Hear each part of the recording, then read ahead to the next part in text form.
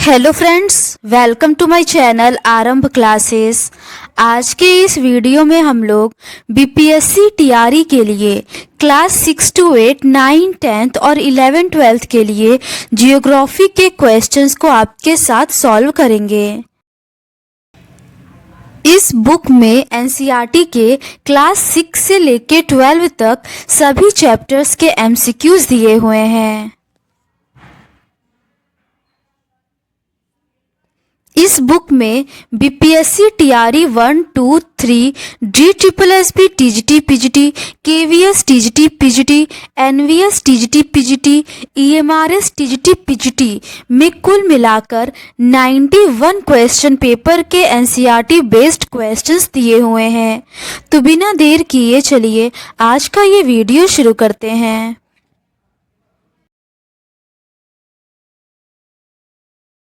Chapter 14 तक के questions का डिस्कशन हम लोगों ने इस सीरीज के प्रीवियस पार्ट में कर लिया है। आज हम लोग चैप्टर 15 परिवहन से संबंधित रिमेनिंग क्वेश्चंस का डिस्कशन आपके साथ करेंगे। आज के इस वीडियो में हम लोग जल परिवहन से संबंधित रिमेनिंग क्वेश्चंस का डिस्कशन आपके साथ करेंगे।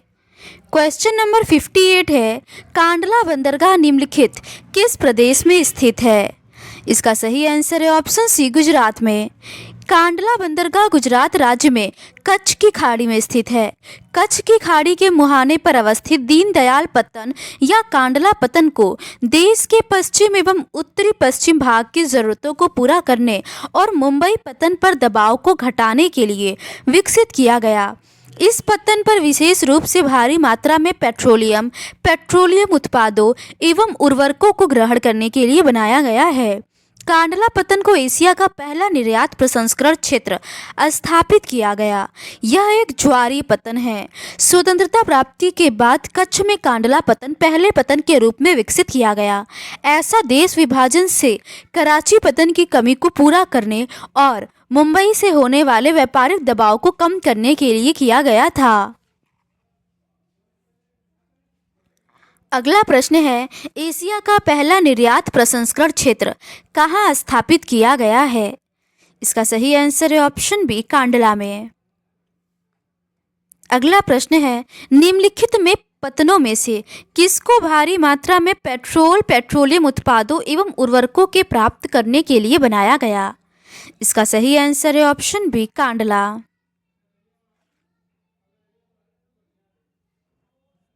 अगला प्रश्न है, निम्नलिखित में से कौन सा बंदरगाह आजादी के बाद सबसे पहले बनाया गया था? इसका सही आंसर है ऑप्शन बी, कांडला।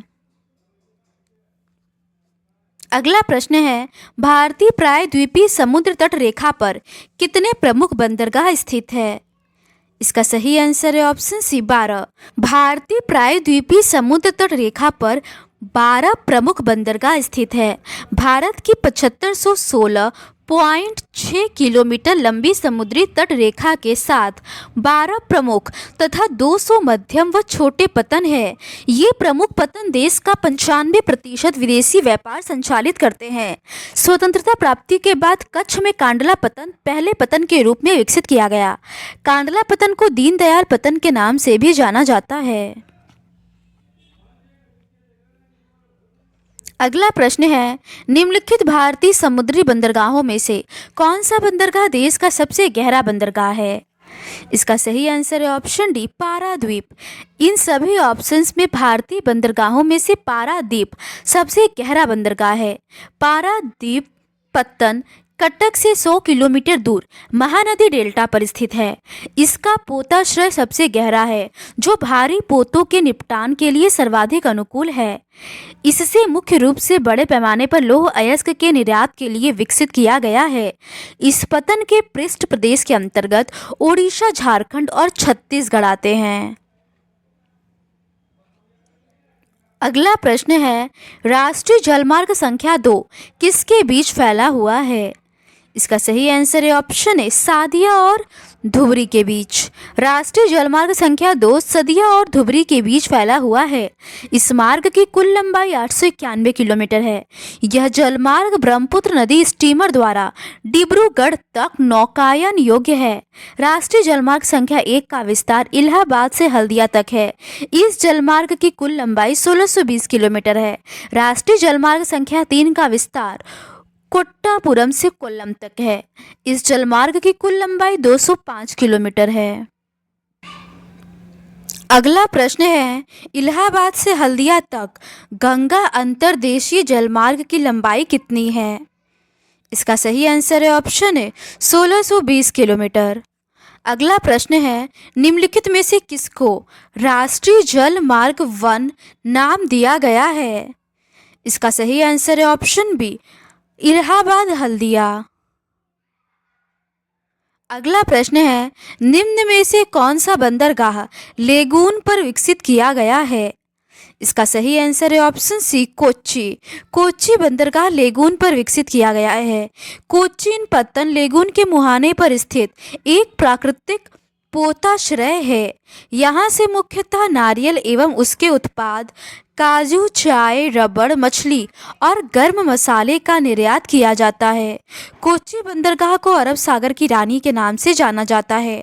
चेन्नई पत्तन पूर्वी तट पर स्थित एक सबसे पुराने पत्तनों में से एक है।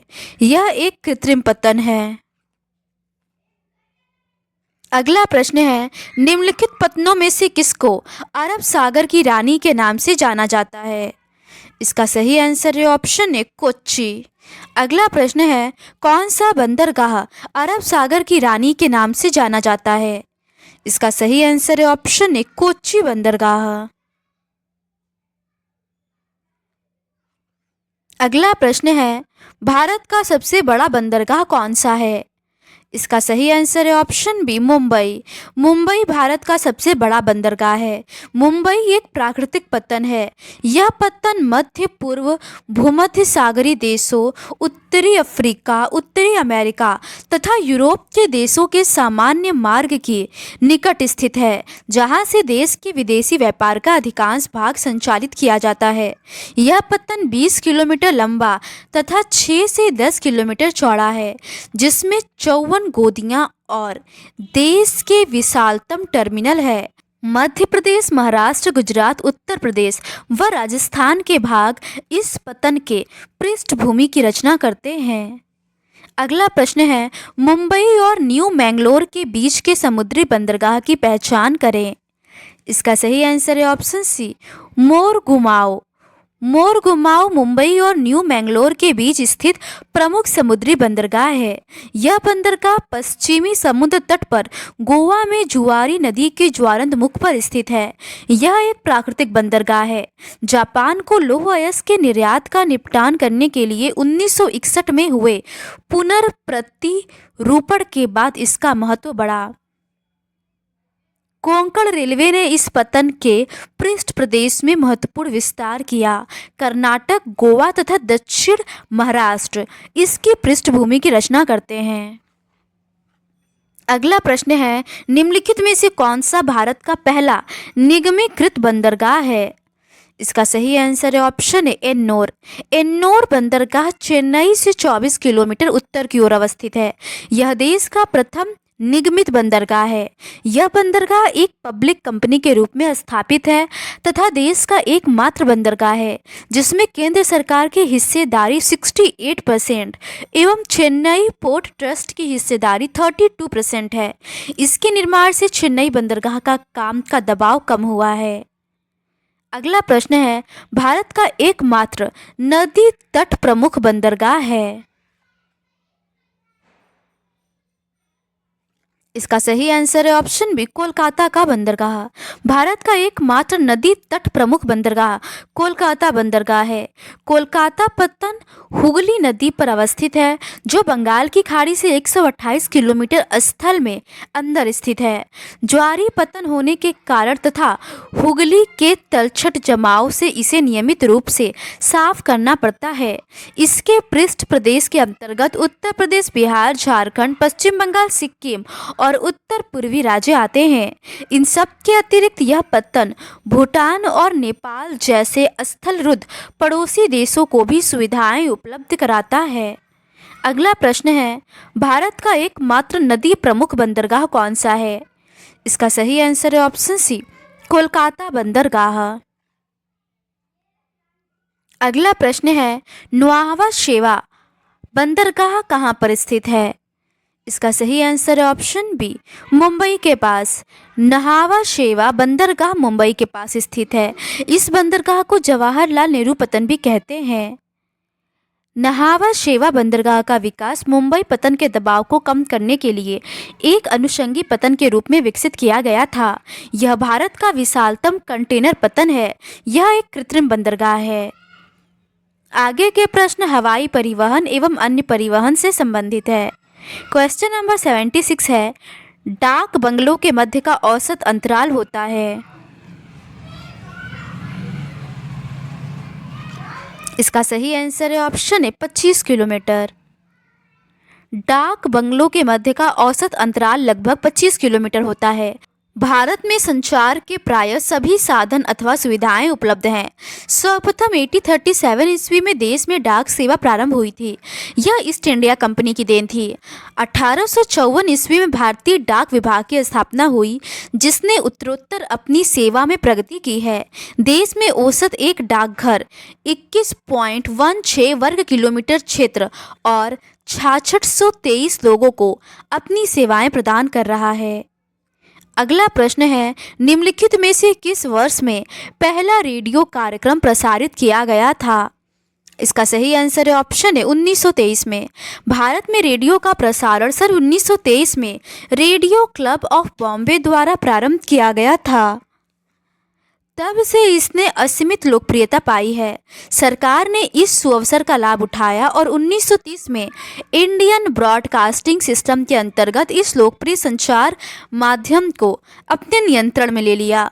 1936 में इसे ऑल इंडिया रेडियो और 1957 में आकाशवाणी में बदल दिया गया। ऑल इंडिया रेडियो सूचना, शिक्षा एवं मनोरंजन से जुड़े विभिन्न प्रकार के कार्यक्रमों को प्रसारित करता है।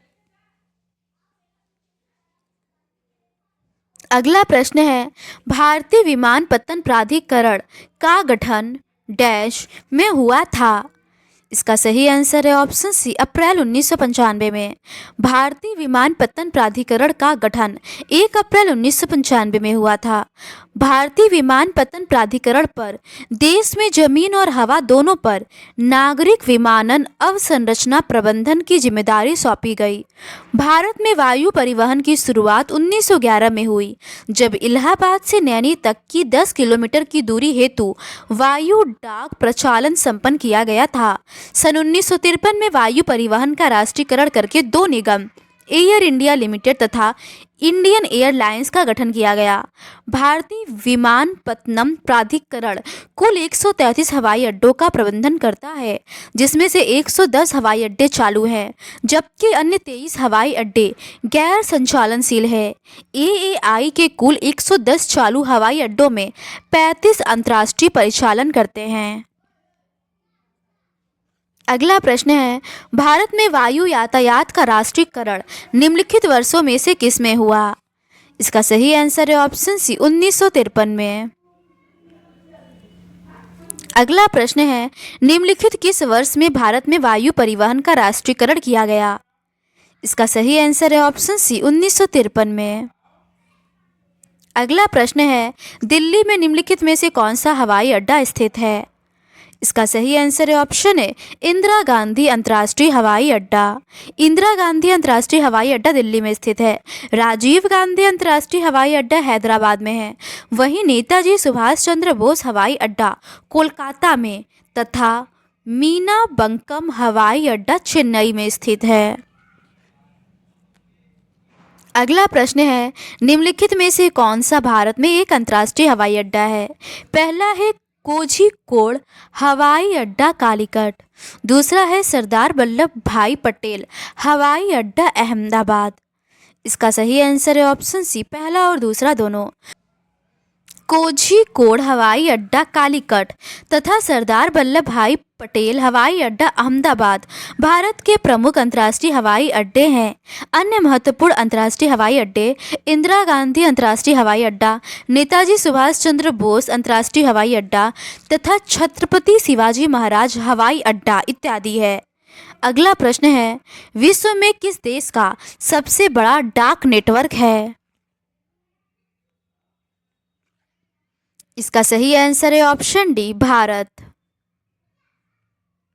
भारत में विश्व का सबसे बड़ा डाक नेटवर्क है। यह पार्सल, निजी पत्र व्यवहार तथा तार आदि को संचालित करता है।